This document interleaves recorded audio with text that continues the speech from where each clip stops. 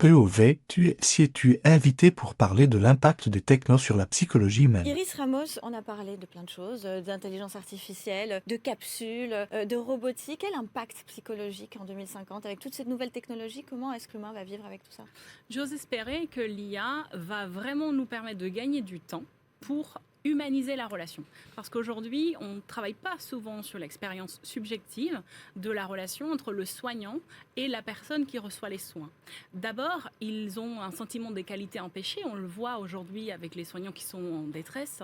Et du coup, ils vont pouvoir prendre le temps de discuter, d'échanger. On sait très bien que l'impact de la relation est très important dans le processus de soins et d'accompagnement du patient.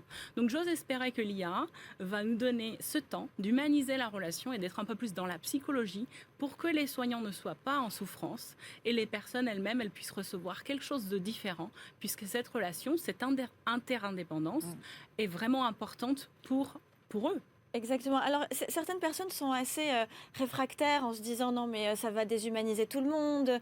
L'intelligence artificielle, maintenant, si on commence à parler à une IA pour savoir où est-ce qu'on a mal, où est le rôle du docteur.